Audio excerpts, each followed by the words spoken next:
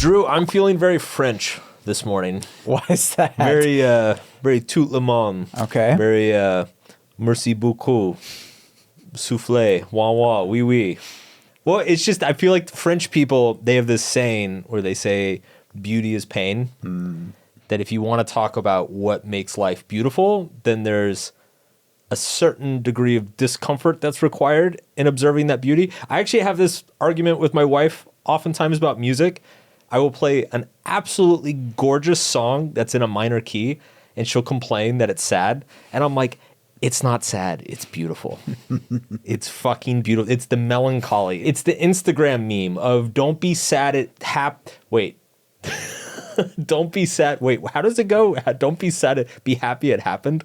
Oh, I remember. It's the Instagram meme. Don't be sad. It's gone. Be happy it happened. Okay. That's what today's episode is about. It's about French people and Instagram memes. No, it's actually, we're going to talk about how ugly and painful truths are actually what makes life feel rich and beautiful. And I should probably stop. So why don't you kick us off? Let's get off of that train real quick. Yeah. Bro, do you even podcast? Like, bro. This is the Subtle Art of Not Giving a Fuck podcast with your host, Mark Manson. Well, the first one, if you want a life of meaning, at some point you have to choose a life of suffering. Why? Says who? I think you've said this before, actually. Fuck. Yeah. God damn it. All right. I guess I'm stuck here. Yeah. All right. No, I mean, this is one of the big points that I made in Subtle Art of Not Giving a Fuck. And I think it resonates today because I think so much of our culture is optimized for pleasure and kind of superficial, meaningless pleasure, empty calorie pleasure.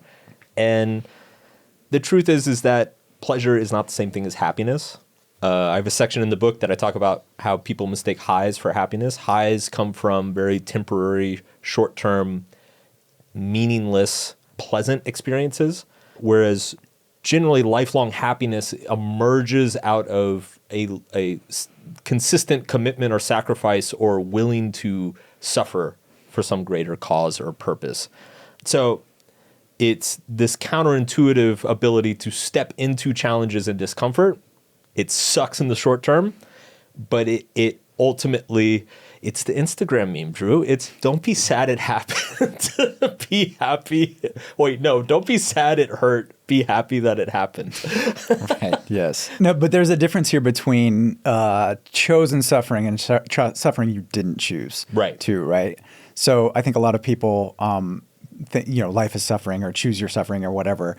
Chosen suffering is really what imbues our lives with a lot more meaning than just say random suffering or trauma that we face, right? Which I think there's two things here. One is kind of legitimate victimization situations where pain is thrust upon you completely outside of your control, so some terrible tragedy happens or you get a cancer diagnosis or something.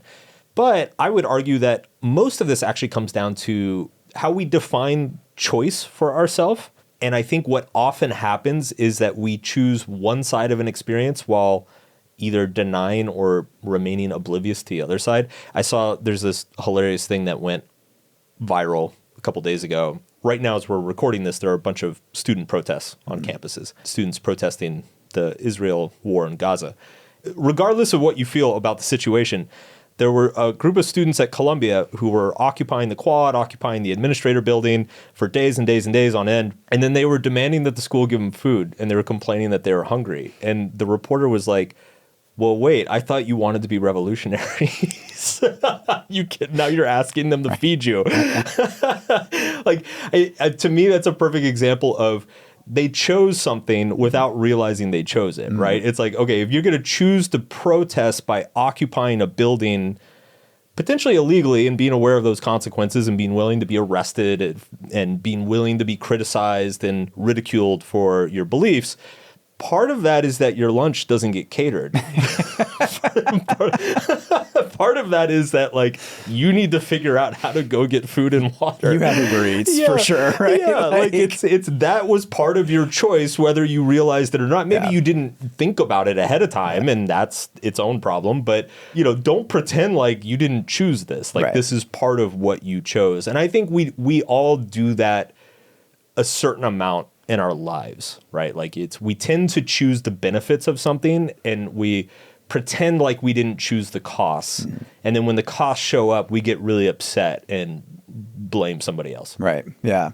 I think too, just watching you over the years too, I think one thing you've chosen in your life is the ability to be disliked, or I guess just that you've accepted to a degree that a lot of people don't. I've had a lot of practice. Yeah. Yeah. I've gotten a lot of practice. How does that, like, how much of that was a conscious choice, or how much of it was just like, this happens and this is part of the game? First of all, let me back up even a little bit further. This is kind of the higher version of this question, just removing myself from it, is, you know, I often get approached by people who want to write a book or start a podcast or build an audience online. And one of the most common questions I get from those people is like, what do I do with criticism? What do I do with hate comments? How do I do this and not get blasted by trolls and haters? And my answer is always like, you don't. That's just part of it. That's part of what you're signing up for. And generally, like, the size of your audience is going to be proportional to the bullshit, negativity, and hate that you get. And it's just part of the deal. Some people are not naturally disposed to handle that well. Like, I've known a number of peers in this space and other authors who just, they really struggle with criticism and hate and the bullshit that happens on social media. And then some people seem predisposed to just handle it well. I think I'm predisposed to handle it well, whether that's kind of just my natural personality, or, you know, I grew up in an environment that I felt like a fish out of water since I was a young child, you know? So it's like, I was never the cool kid in school. I was bullied. I was called a nerd, a dork, a loser, you know, all those things. So I think I just grew up with a thicker skin and was like, this is just kind of natural, you know, for me. So to me, that wasn't a super hard choice, but it's also easy for me to recognize, well, yeah, dude, if you want millions of people to see your shit, some of them are going to hate it, and you're going to hear from those people, and that's just the price of entry, right? Essentially. Yeah, I think was it Dan Kennedy who said, if you haven't pissed off someone by lunch, you're probably not doing anything interesting, or something like that. Yeah, he said if you haven't pissed somebody off by lunch, you're probably not making much money. Yeah, that's what it was. Yeah. Which I feel like is truer than ever today. Yeah. No, truer than ever. I don't know. What is a pain that you have chosen that you think most people have not chosen? I think, I don't know. My whole life is pain, Mark. My whole life is just pain. That's actually not true. Wow, I thought I was being French today. I do think from a young age, I always kind of have thought differently. I feel like I've thought differently than a lot of people around me. Part of that's just where I grew up and everything like that. I don't know if I've chosen like huge pains or anything like that, but I've always been kind of proud of like just being different, being like a little bit different, or being speaking out when it's really not popular.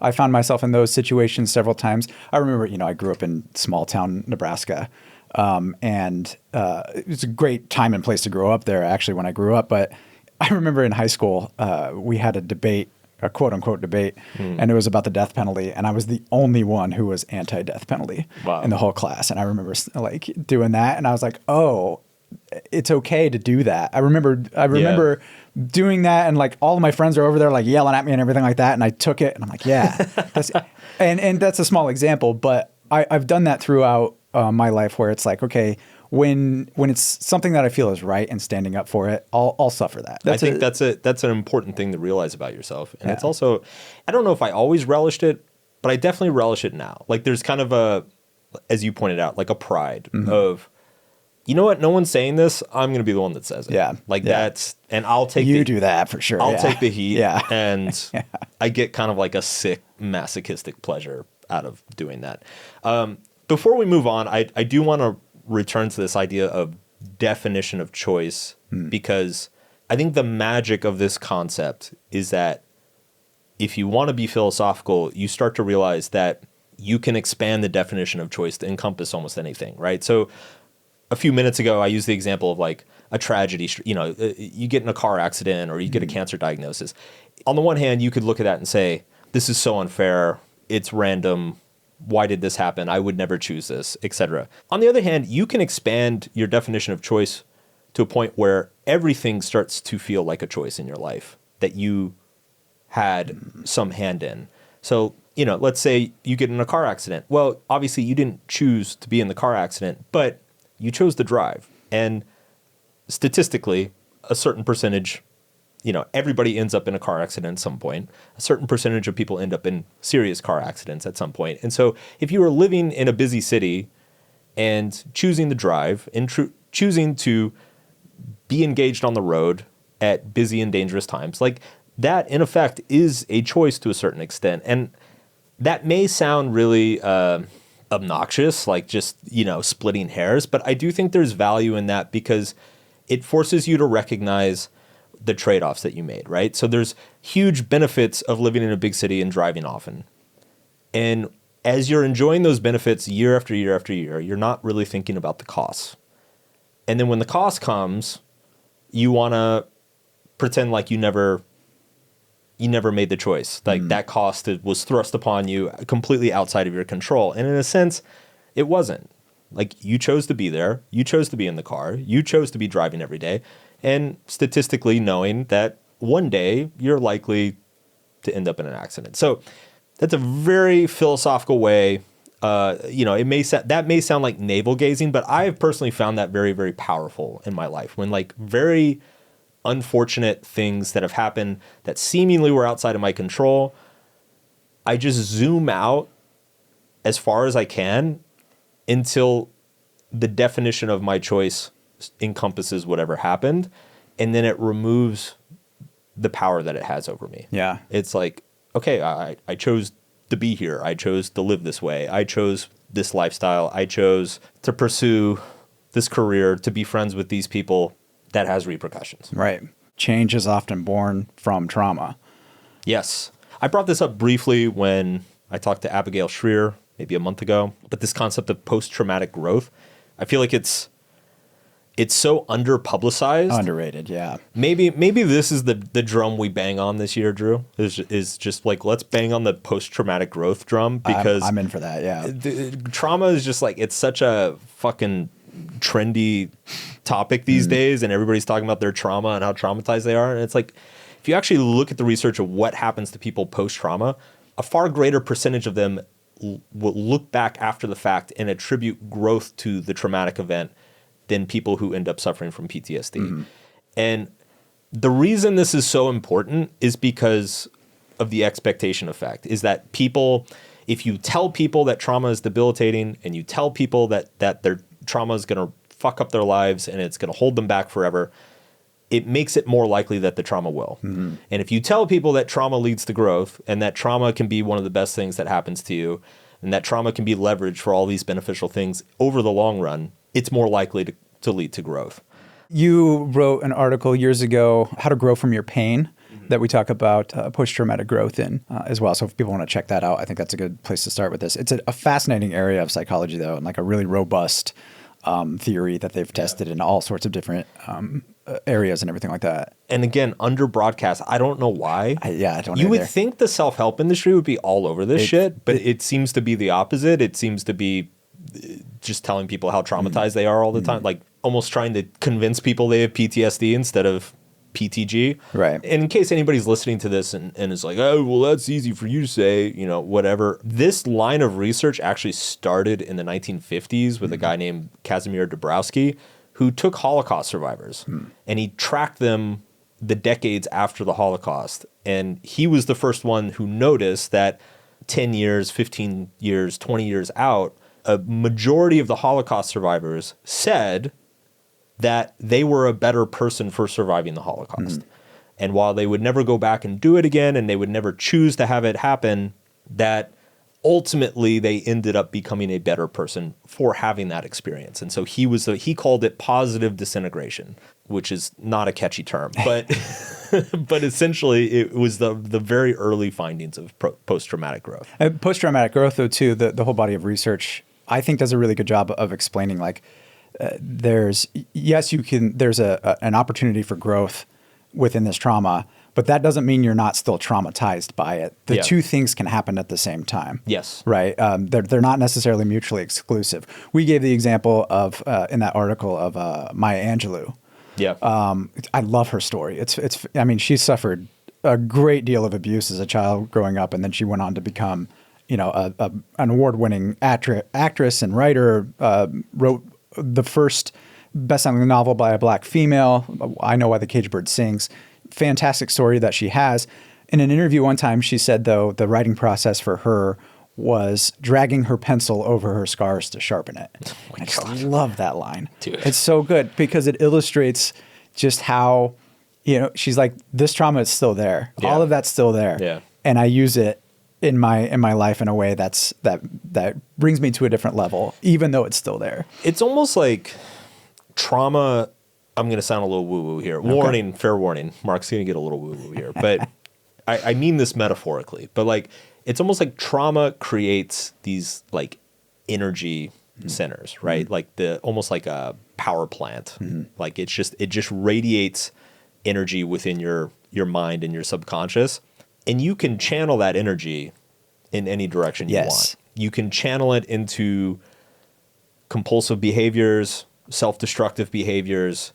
Like it needs to go somewhere, right? So if you were kind of on autopilot or in a bad environment, it can very easily lead you down a destructive path because you just need to get that energy out in some shape or form. But if you manage to channel it in a positive direction, like she did, it can actually propel you. Mm-hmm. It can actually motivate you and make you more effective, more productive, more energized.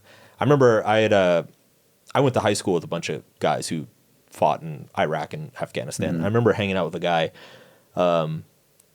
after he got back doing a couple tours in Iraq. And he was one of these guys, like he was like going door to door in Mosul and Fallujah, like knocking on doors, looking for terrorists and stuff. So it's like every door, like you just knock on the next door and it's like you could just get shot as soon as the door opens. And he came back, got an amazing job, started a company, had this incredible, like just basically just went from 0 to 100 on the career ladder in like a year. And I remember talking to him about it and I was like, God damn, dude, like you're killing it. Like, congrats. Amazing. And I remember he just looked at me and he's like, dude, after Iraq, like everything's easy. Yeah. He's like, there's nothing hard about this. Right. And I don't know. It was just one of those moments that like I felt like a total bitch. Right? I was like, man, what am I doing? No, it does put it in perspective. No. Yeah. Back to the channeling thing though. It's the research. What the research finds is that it's the channeling itself. Yeah. It's not the trauma, that makes you thrive or get better or whatever. Totally. It's the channel. It's how you react to it in the aftermath. Yeah. And so you're right. Going back to the Abigail Shrier thing, if you're telling people that this is just going to fuck you up, you're channeling that in the wrong direction. Yeah. And it's the process after the trauma that makes us, that levels us up. Yeah. That's an important point to make. This is one of my favorite quotes.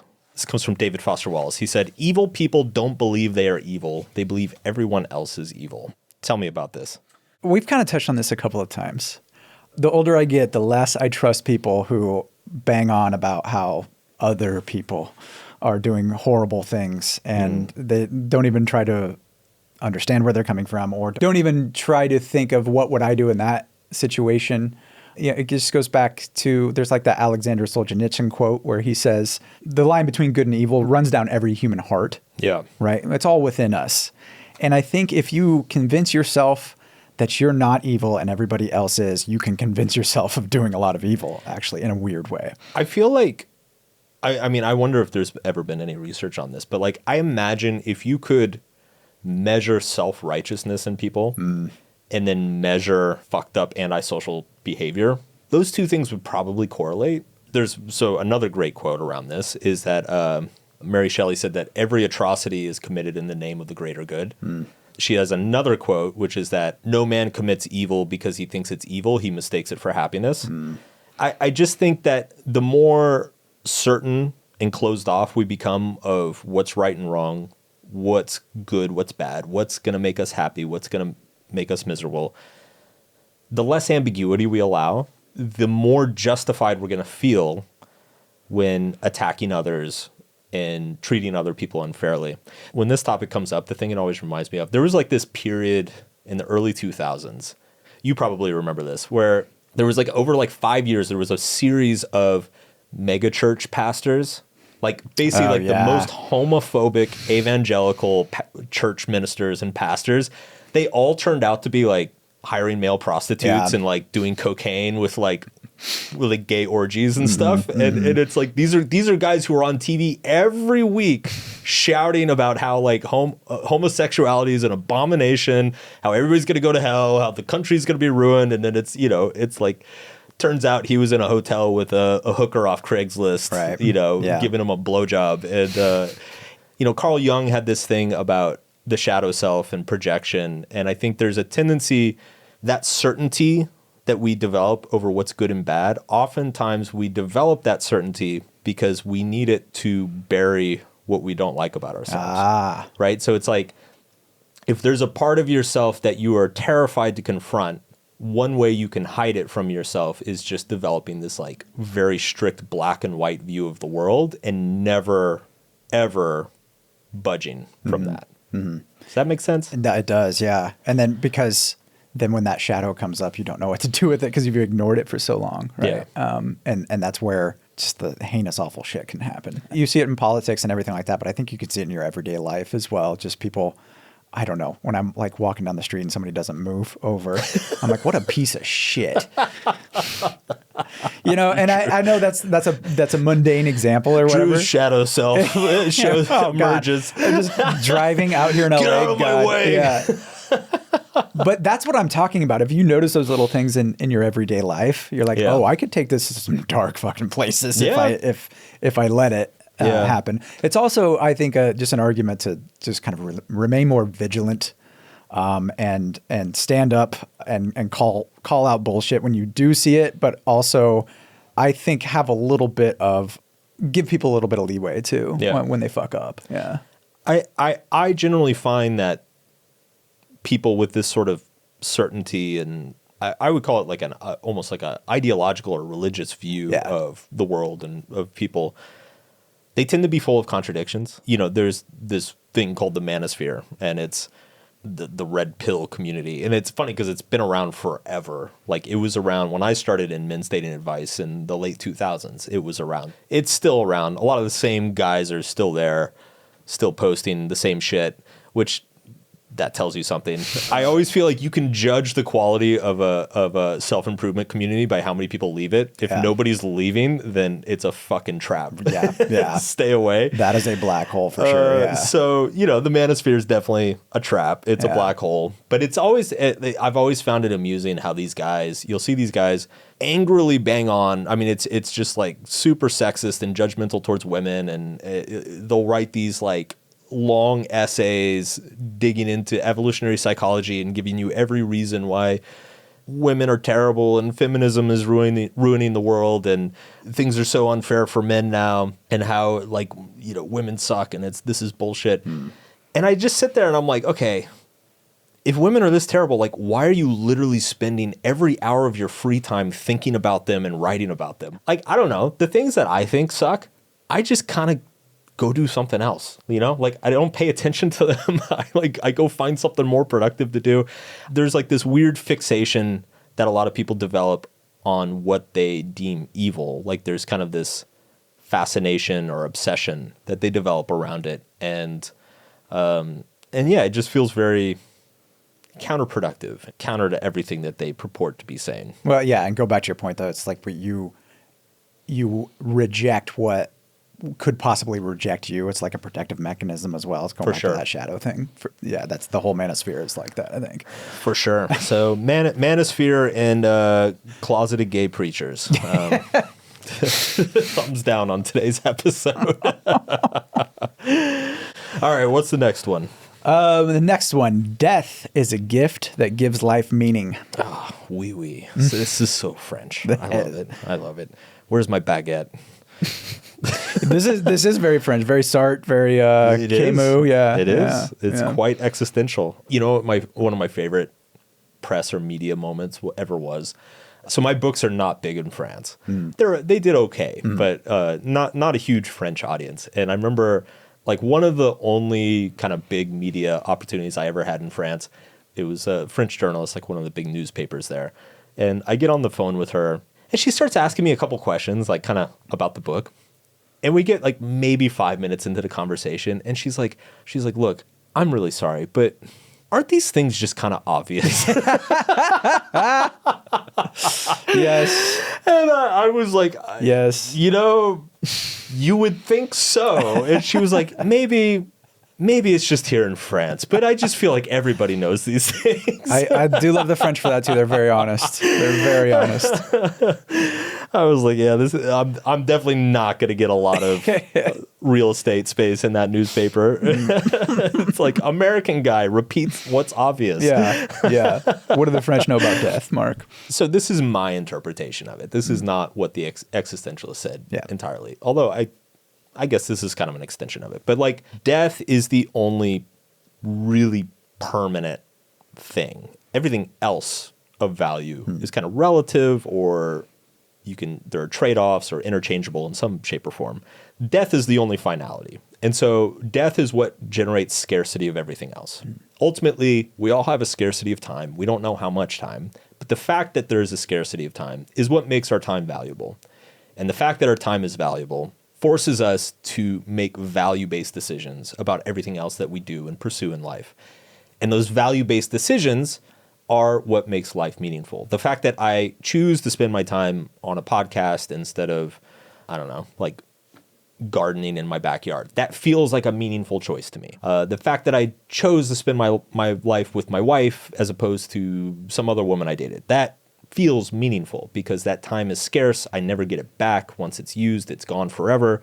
And one day it'll be used up. So ultimately, death is the object that I was going to try to do like a very poetic metaphor, and I just, this is why I write, Drew. I just, you give me, I get that. If you give me 5 minutes, I'll give you a perfect metaphor. But, when I just have to sit here and talk, you're going to end up with a lot of bullshit. So I think in subtle art, I say something like death casts the shadow by which everything else is measured. Yeah. There you is. go. There it is. Okay, Nailed it. Edit that. We're just going to make me sound poetic as shit.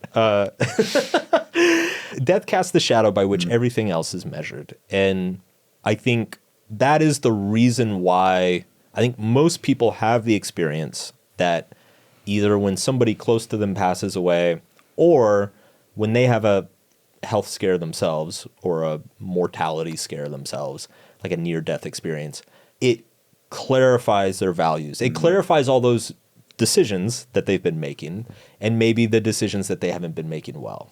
So we started the show talking about the importance of choice and how often we make choices without being aware of the repercussions of those choices or the full extent of what we're choosing.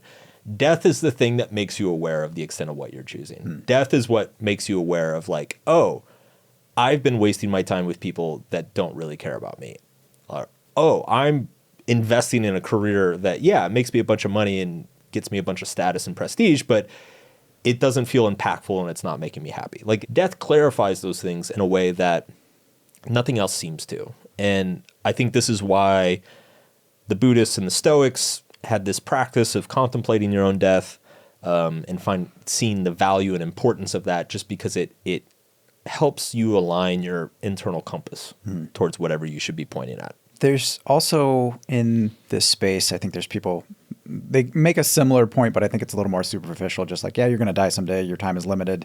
So get busy, that kind of thing, which, there's value in that for sure. For sure. There's a number of different ways you can respond to this though, too, right? You could just turn to just abject nihilism too, right? Yeah. Like we're all going to die. So what's the point anyway? There's a whole nother body of research too, terror management theory that talks about like when you're aware of your death, and they do all these experiments where they, they call it mortality salience, where they remind people you're going to die and then they give them all sorts of different tests and they find all sorts of interesting things. And, we want to leave a legacy because we're aware of our deaths and it's a way for us not to die and all that kind of stuff. But there's another side of it too, where, yes, that can make you more charitable. It can make you think about your purpose more, all that.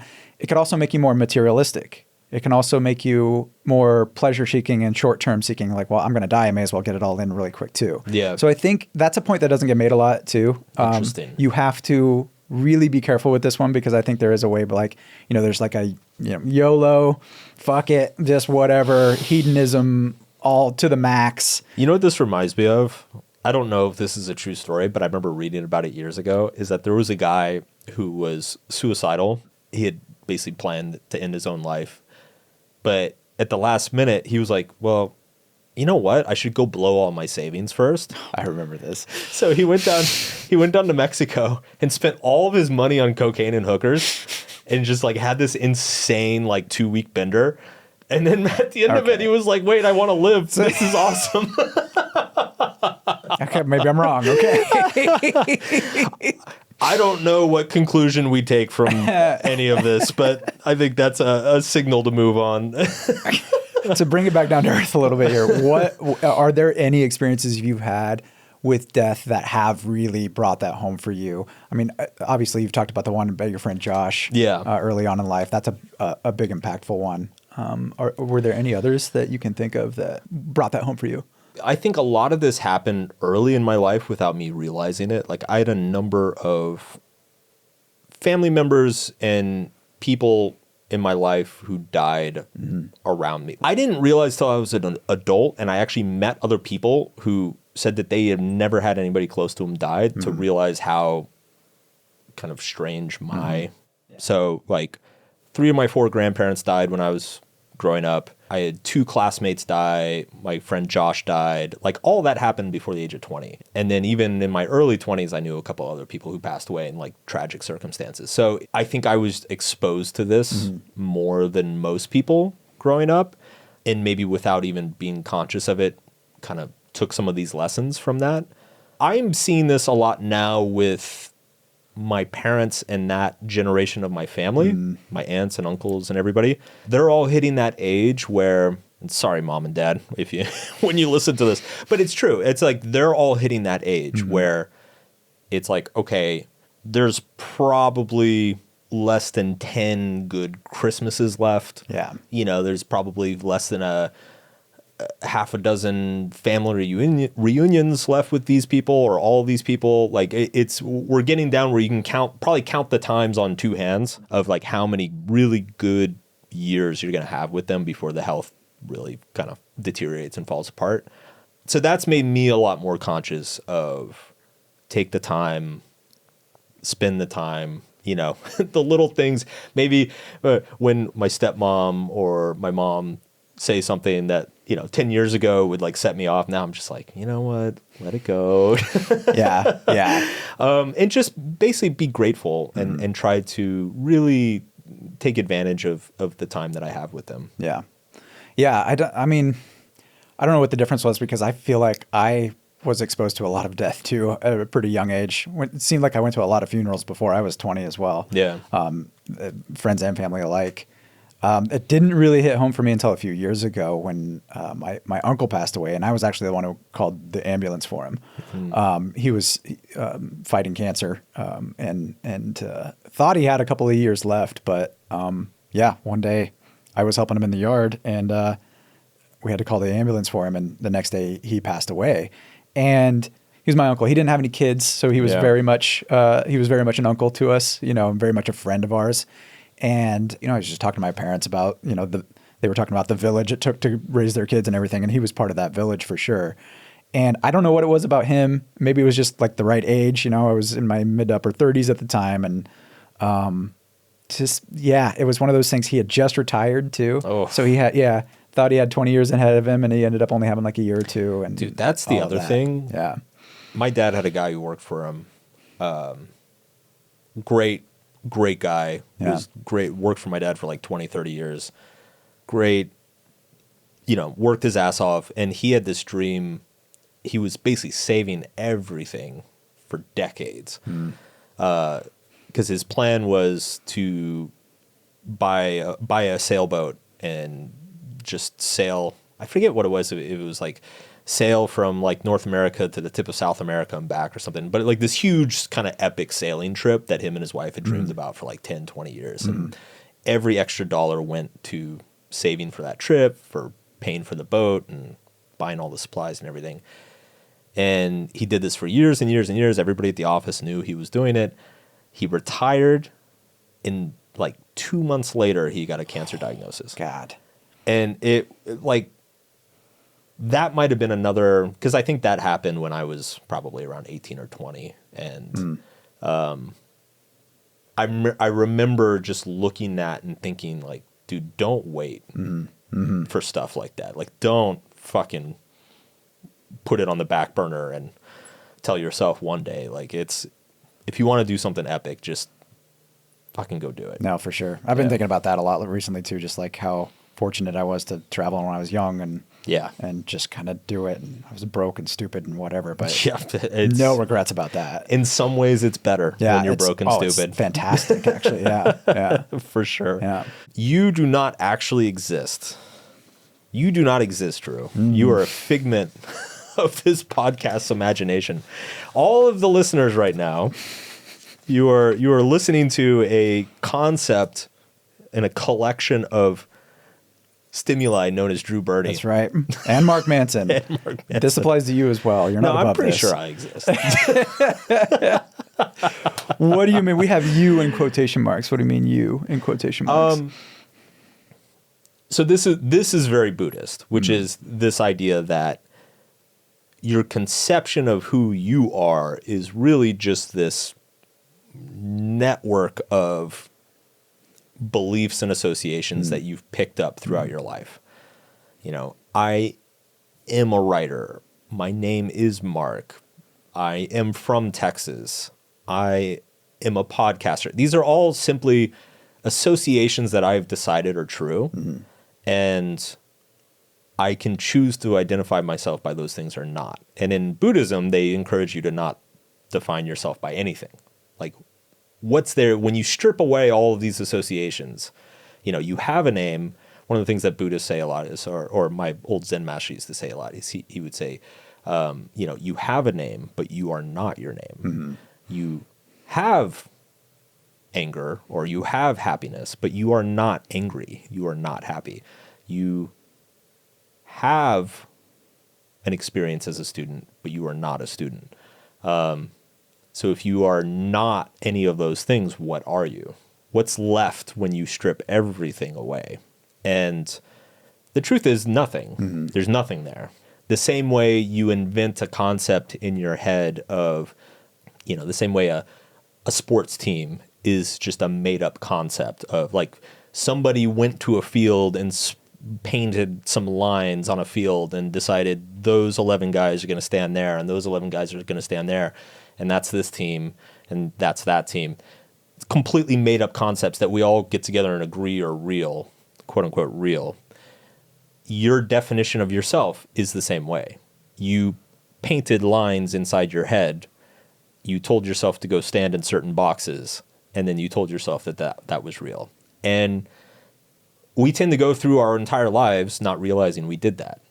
And it's important because so much of our suffering is derived from those lines and those boxes that we painted in our heads and decided to stand in without realizing, like, dude, you can just step out of that box anytime you want. Like, you don't have to be that. You can just decide, like, okay, I guess I'm not that thing. I'm not anything.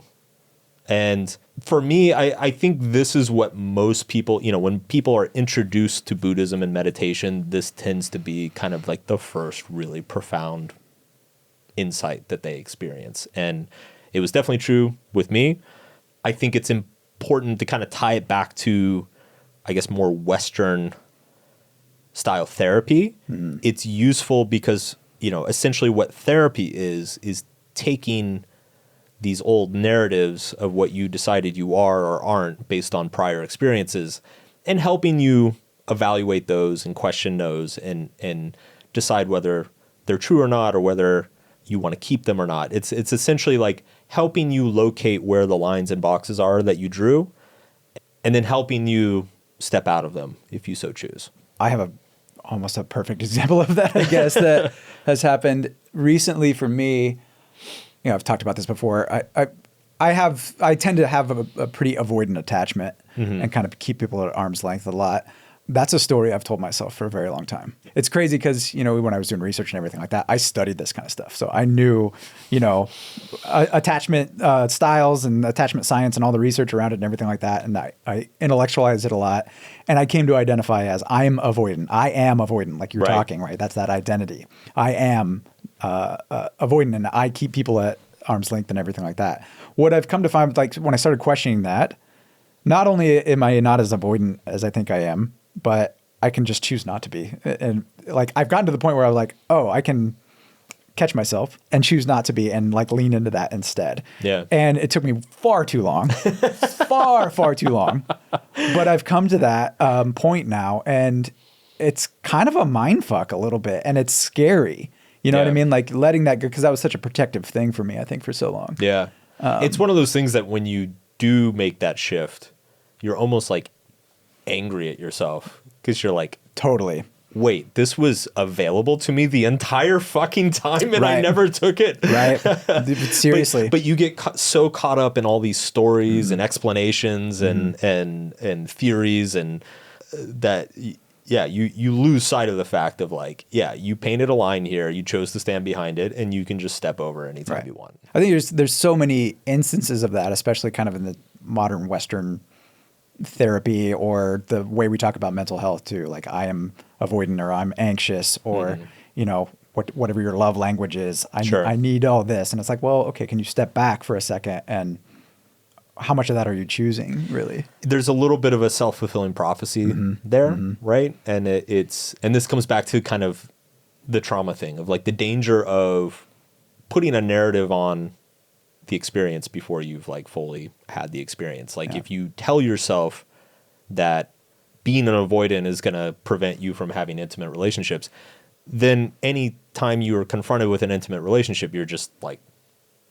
you're probably less likely to be able to commit. Right. Whereas if you remove that narrative, and you just decide, I'm just going to experience this relationship for what it is and try not to have any judgments or preconceived notions or any narratives around it, then you're probably going to have a much higher probability of success. And I don't know, sometimes I just kind of had this thought on the fly. Like, I think sometimes what is useful in psychology and personal development, what is useful for description is not useful for prescription. What I mean by that is like creating these concepts and narratives can be useful to explain to people what's happening, but that explanation can unintentionally prevent them from taking the actions that will make it better. And often the explanations and narratives that help people take action and make it better are very poor at explaining what people are going through. And those two things probably get mixed up quite a bit. No, but I think you're right. It's the language around it that you use. If you say, like in my case, I am avoidant, that's different than the reason I kind of came to this realization was I started saying, I feel more comfortable when I'm the avoidant one in a relationship. Yeah. That completely changed my framework, just that little change right there. And it's like, oh, I'm acting in a certain way in these relationships. Yeah. Not necessarily that I am predestined to act that way. Because when you change that language, you open up the potential for, like, if you're just avoidant and that's end of story, right, then it's like, well, there's nothing I'm ever going to do. I'm just always going to feel like anxious and, you know, push people away from me. Whereas when you change that language, now it's like, well, I'm naturally predisposed to feel one way, but I'm also capable of acting and experiencing other ways. Absolutely. And what I found was that I actually have a way higher need for connection than I thought before. Yeah. Which maybe is why you're avoidant. I was denying that. Yeah. No, seriously. Yeah. I think that is. I think that's what it is. I was avoidant my entire life. And I remember linguistic jujitsu I did with myself to get me to commit to my wife was basically like, I kept telling myself, you can always break up with her, but it can't be for a stupid reason. Because I like every previous relationship, I had just fucking torpedoed for the dumbest reason imaginable. Right. And I was like, if this one ends, it can't be for a dumb reason. And so there was like all these moments throughout like the first couple of years of our relationship where I'd like start getting like really anxious or like worked up about something. And I'd be like, I don't know if I can be with her anymore. And then I'm like, wait a second, that's a dumb reason. Like, just like go sleep on it and try again tomorrow. And when I like created a rule for myself of like, you know, no ending relationships for dumb reasons, what do you know? I ended up happily married for 12 years. Yeah, it's those reframes like that in those situations around your identities. Just reframe them in a small way, and it can usually really, eventually at least, lead to a bigger shift. Yeah. Cool. Well, I'm not feeling any less French than I was an hour ago. But who knows what we'll feel next time. I think that's it for our episode. So be sure to like and subscribe, leave a review, leave a comment on my poor French abilities. But seriously, thank you for following the show. We'll be back next week with another guest. Until next time, say goodbye, Drew. Au revoir. Oh, whoa.